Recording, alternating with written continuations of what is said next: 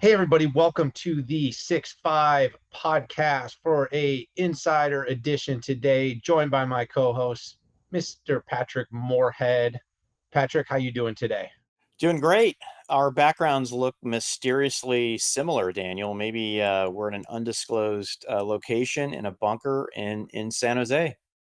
We may be in San Jose or we may be in any Marriott in any town. I don't know, but we are somewhere and we do look conspicuously similar. Great to see you. Excited about today. We're going to have Alan Trefler, the CEO of Pega, join us. It's becoming a bit of a trend for you and I to have Alan join us each year ahead of Pega to help us preview the big PegaWorld event. A lot going on in that space. Not going to spoil that. But Patrick, before I invite Alan on, you ready to rock and roll and have this conversation? I am ready to rock and roll and talk automation, AI, CX, all that stuff. This could be bringing him on could be the next best experience. Why don't we, the next best action would be to bring him on so that we can have that experience. So, Let's Alan, do it. let's welcome him to the show. Hey, hi Dan, hi Pat. How Great are to you see you. doing? I'm well. I'm well. I don't have obviously the exciting life on the road today that you guys do, but it's very interesting sort of coordination that you do to make sure there's a good theme. I like that. Yeah, it Yeah, is fun. We've gone from how many trips did you take this month to how many cities am I going to visit this week? Is it going to be 4? Is it going to be 5? But no, it's good to be back on the road, Alan, and really appreciate you taking the time to do this. You become a staple at the 6-5, and we're always excited to hear everything that's new that's going on at Pega, but more importantly, at PegaWorld. So maybe we'll dive right into this and just talk about what this year can attendees expect from the big show. What are the key themes? What are the keynotes? So we've put a lot of work into it. Being forced like we all were to flip to virtual, I think got us to believe that we had to double down on making this exciting and worthwhile. So we've compressed it. So we've taken what historically had been over 2 full days of content and really found a way to insinuate the very best parts into 2.5 hours. And I'm going to tell you, it's going to be jam packed. I can talk about the keynotes, the announcements, and a couple of secret things that, well, I don't want to give it all away. I want people to actually show up. So I Yeah, think it's you're good. gonna So love is it first off, is it a remote? Is it hybrid? How are you running the 2 hours? I'm it. assuming No, it's remote. we decided to do it. We decided to do it remote. We decided Yeah. that we would put the effort in to make it so that it was going to be a top-notch experience for people who would be joining over the internet. And so that is the vehicle for this year's Pega World. I think we'll be back to physical next year, but given when we had to schedule and organize it, it was just a very difficult time given the lead time that's required on these things. Yeah, I think it's an interesting moment in time right now for events, Alan. I've said this, Pat's heard me on the soapbox a few times, but I'm going to use this as an opportunity to get back on it one more time.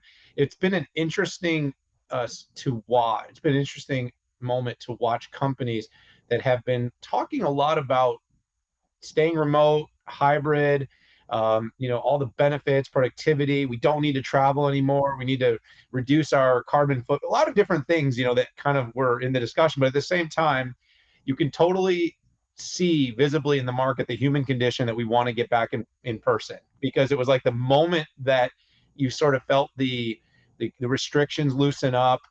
We just saw event. I mean, Pat and I mean, during 1 week in May, I think we had 14 or 15 live event invitations in the same week that we were navigating. So it was kind of like, yeah, everyone's like, yeah. And one side of the story is, yeah, we want to stay remote and keep everyone productive. And the other side, Alan, was like, the second we can get everyone back together, let's do it. Well, I think, look, people are finding their way.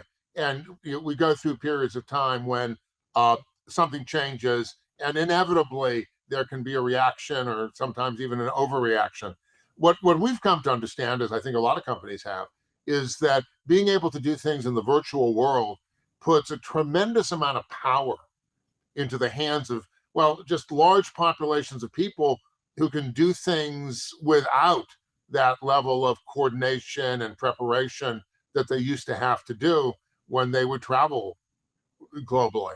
And what I love is that we'll now be able to have so many more people, spend the 2.5 hours with us than we would have ever gotten with the 6 or 7 thousand that might have joined us in Vegas. So this is, from my point of view, it's kind of, well, two-edged, right? On one edge, you got, boy, people love to be together. On the other, side, the additional exposure, the ability to contact and engage with that many more people, it's positive, and I'm hoping we continue even when we start having more physical events to take the learnings that we've had from the virtual world and really double down on those as well.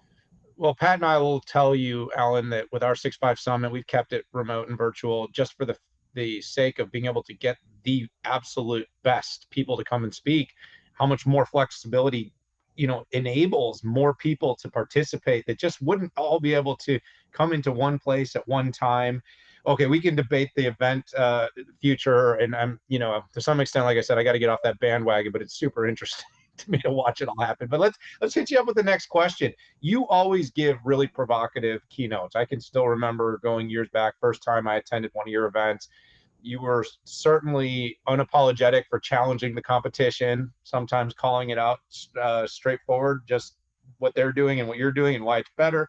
Always love that. What can the audience that's going to come expect from this year's Alan Trefler kickoff of the PegaWorld event? Well, I think that PegaWorld is about helping our clients connect with some of the thinking that we bring in from our customers. So maybe we'll talk about that in a moment. Some of the great clients who have come in and will be coming in from around the world to be able to present to the audience. But also we try to share some of the key elements of our latest thinking. And I think as organizations, we all realize that we've moved to a very cloud world, that the whole way people think about work and technology has changed enormously. But in this transition, there's been a lot that's been, well, frankly, made more complicated. Being able to overcome the gaps in having people working together by having virtual teams who can operate in an engaged way is, we think, absolutely central to what we're going to be able to bring to our clients. So we talk about this concept of a process fabric. How do you create a fabric that can wrap and envelop the different aspects of the business and the different ways somebody engages with clients, and make sure that the intelligence, make sure that the continuity of engagement, make sure that every interaction is as smart as it can be and effective as it can be and followed up in whatever way it should. That's what we're focusing on at PegaWorld this year, with both new offerings and some terrific stories. So yeah, I'm really looking forward to hearing about how you're looking at resiliency, focus, complexity, and what's become really evident, this notion of hyper automation. So Alan, you said before that enterprises need a new take on traditional thinking with forward-looking tools to get things done. And I'm curious, is this focused more on the automation and AI piece? Well, we think that bringing together AI and bringing together automation is how you achieve hyper automation, how you have systems that actually learn from the work that they've done and bring that learning to the work that they're going to do. How systems can learn from what works with clients and what doesn't work with clients, so that they're in a position, well, the organizations are in a position to have their systems help their people, not replace them, not obviate the human engagement, what we want, but optimize that human engagement by making and having the systems just be a critical and ongoing piece. So, for example, one of the things we're going to highlight is this really exciting, what we call voice artificial intelligence. which is an ability for the system to actually, in listening to a phone call or verbal engagement with a customer, can actually learn and pluck the words out so that it can actually provide guidance even while somebody is on the phone without having to type anything. Or it's able to fill in information that otherwise somebody would have to record. So being able to bring artificial intelligence into the process of getting Right. work done is everything that we've been working on for the last year. In each successive generation, we've seen a higher expectation for service, right? And in a way, what it does, it really challenges all companies that you're going to have to be supporting 6 generations at the same time, with varying levels of expectations. And I had a really interesting conversation with a CEO of a large cloud company last week, and he was joking that, listen, here's what we know for sure. We're not going to magically find some island in the middle of the ocean with 1 million new people, right, that we can put in the workforce. In fact, I think what we're seeing is the amount of people are actually declining in certain countries, and there seems to be a trend that the more affluent a country gets, the less people they have. So you have to augment people and help people with the idea of automation. And in a way, I always like to say, getting so good at it that what your customers want, or your customers want, before they even know. And I know that's a bit idealistic and a little bit visionary, but I think that's where the expectation is going. It's just, that's the expectation today.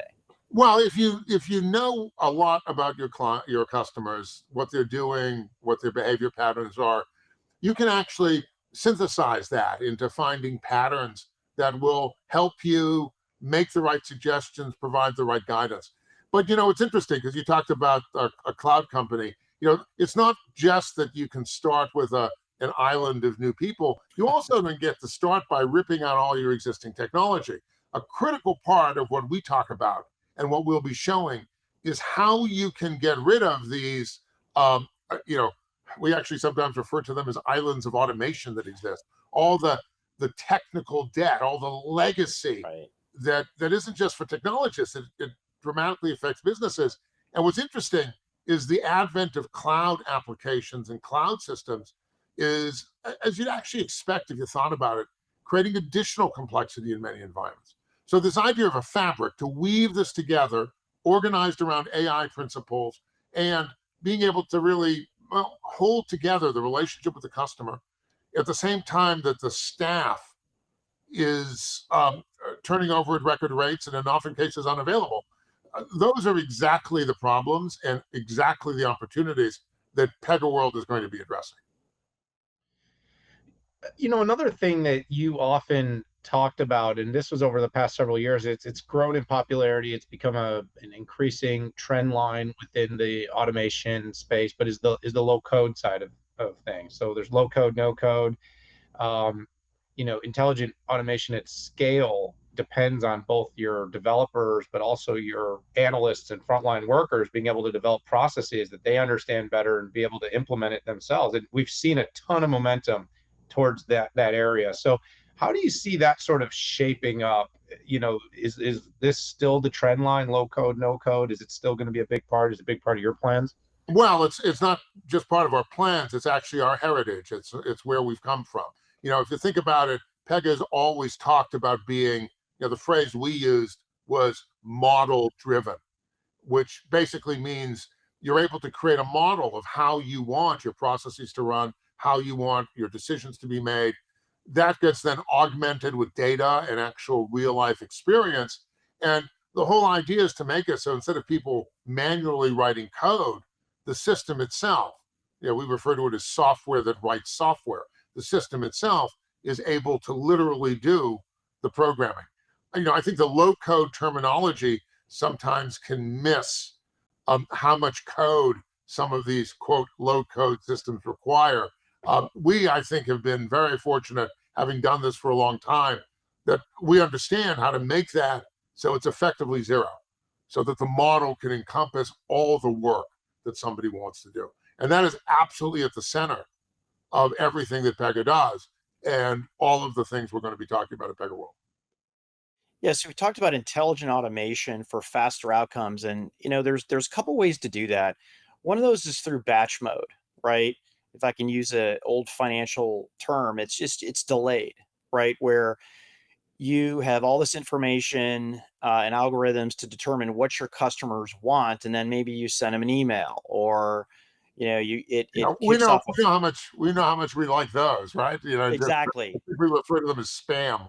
Uh, But uh, are we to the point where the technology is so good where you can have real time AI can help in one-on-one real time customer engagement? Absolutely, and I think that that's critical for organizations to be able to do the right things in the moment for the customer. And what's an example? Is that where you have a customer right in front of you at the teller, or is it more on a phone call or on a website? What's a good example of that today? Well, I think a great example would be if somebody on a website and they're going, and as they make choices and make decisions based on bringing together that real-time behavior with the historical information you have, you make the next best action, as we refer to it, Yeah. suggestion. But then if they were to say, hey, I want to talk to somebody, and they either do a chat or they call the contact center, that real time continues across the different channels.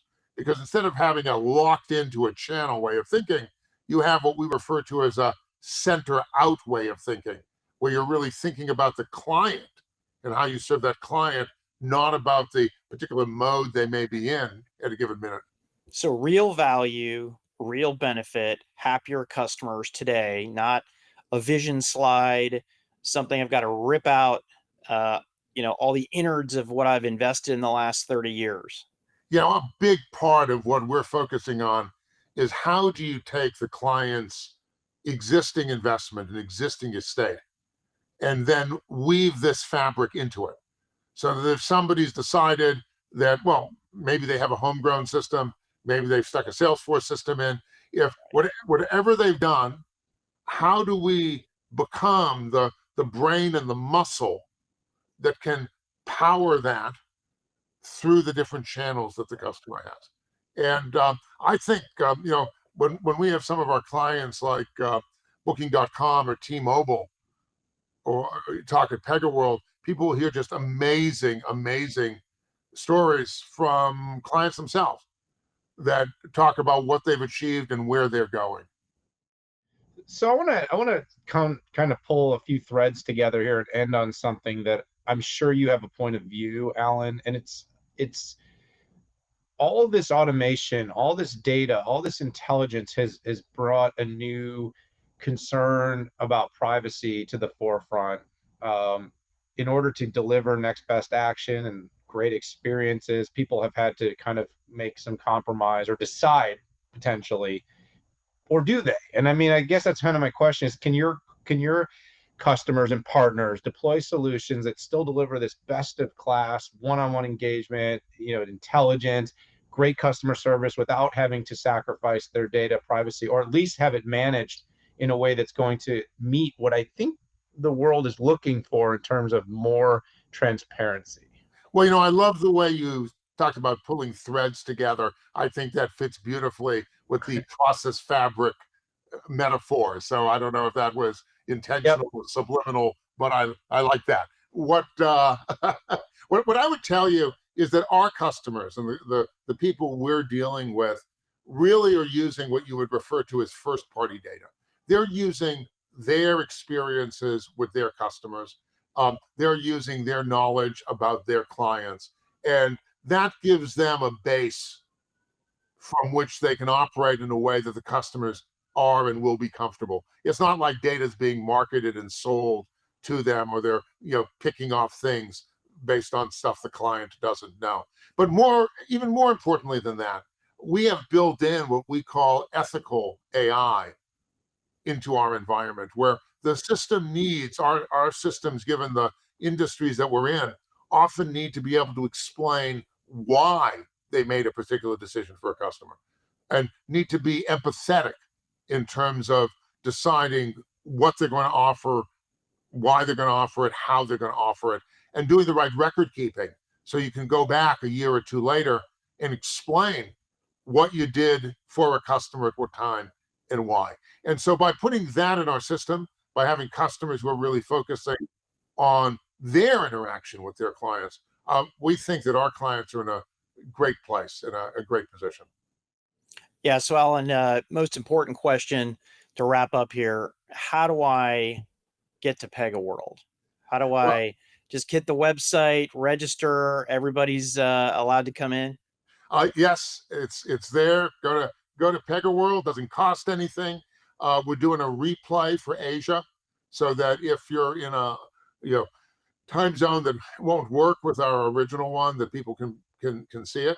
And I think it's going to be an enormously exciting 2.5 hours. It's something that I know we're going to have many more people attend.